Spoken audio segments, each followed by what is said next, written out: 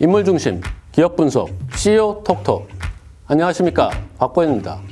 오늘은 3N이라고 불리는 국내 최대 게임 회사의 하나인 넷마블을 이끌고 있는 방준혁 넷마블 이사의 의장에 대해서 이야기해 보도록 하겠습니다.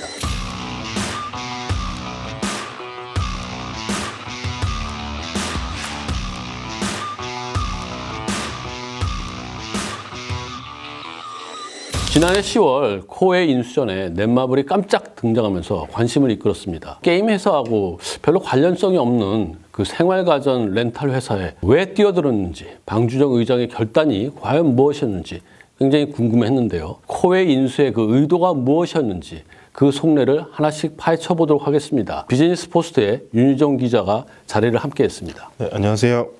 비즈니스 포스트 윤희종 기자입니다. 넷마블은 그 NC소프트, 넥슨과 함께 그 우리나라 3대 게임 회사 이렇게 알려져 있습니다. 근데 그 게임 회사가 전혀 관계가 없는 그런 정수기 회사, 렌탈 회사인 코웨이를 인수를 했거든요. 아무리 생각해도 그냥 선뜻 이해는 안 가는데 방준혁 의장의 그 의도, 그 속내는 과연 무엇인가요?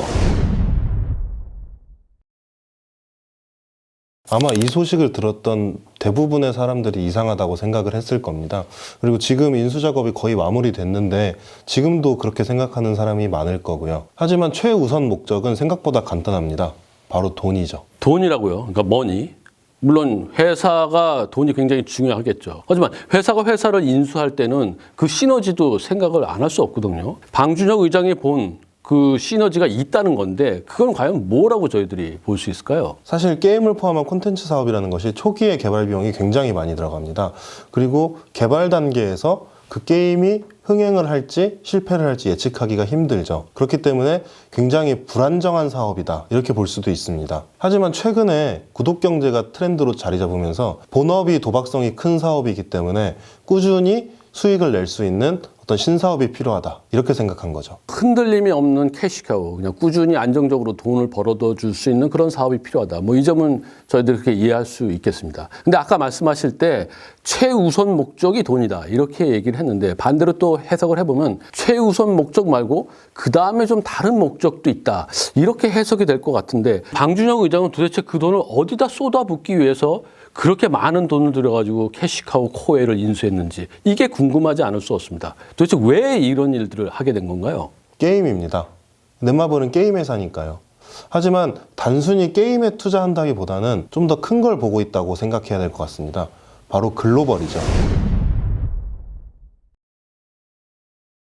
그러니까 쉽게 말하면 국내 시장에 머무르지 않고 세계 여러 나라의 시장에서 이제 놀겠다. 플레이를 해보겠다 뭐 이런 것 같은데 근데 좀 엄밀히 얘기하면 우리나라 게임 회사들이 이미 해외에 다 진출해 있고 수많은 해외 유저들이 저희 우리나라 게임을 사용하고 있지 않나요? 맞습니다.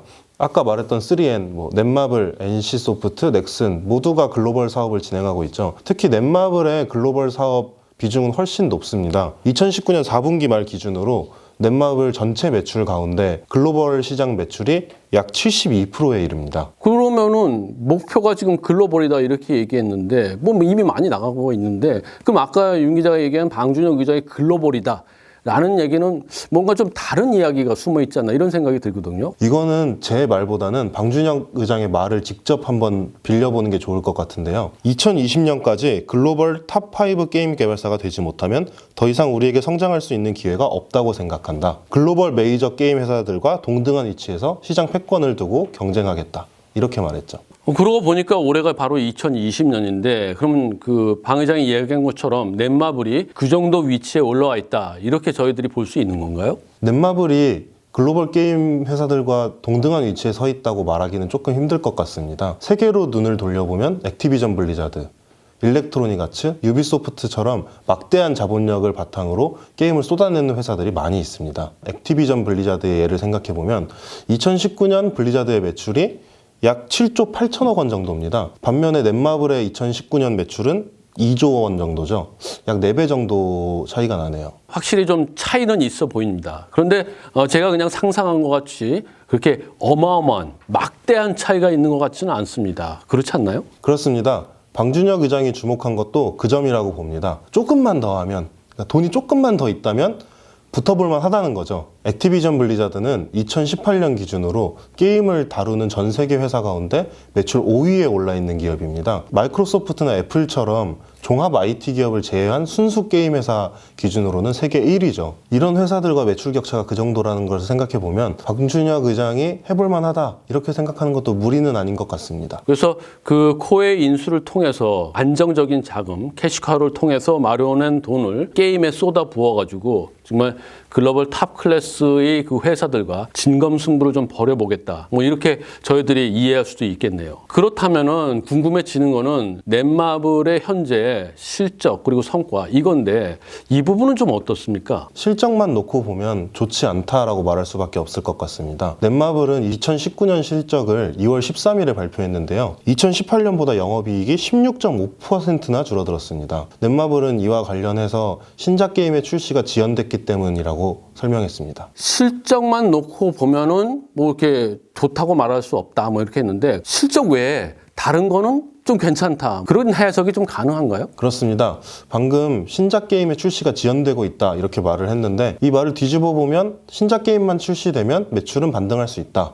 이렇게 생각할 수 있겠죠. 물론 아직 넷마블의 신작 게임들이 얼마나 소비자들을 만족시킬 수 있을지 그거는 모르는 상황입니다. 하지만 방준혁 의장은 A3 스틸 얼라이브라는 게임에 큰 기대를 걸고 있는 것으로 보입니다. 이 게임은 일단 게임업계에서 가장 잘 나가는 장르 중에 하나인 MMORPG 장르인데다가 최근에 넷마블이 기치로 내걸고 있는 웰메이드 그리고 융합 장르 이런 콘셉트를 가장 잘 보여줄 수 있는 게임으로 평가받고 있습니다. 모바일 플랫폼에서 이 두 장르를 융합시킨 게임은 A3 스틸 얼라이브가 최초입니다. 넷마블은 A3 스틸 얼라이브 역시 글로벌 진출을 계획하고 있습니다.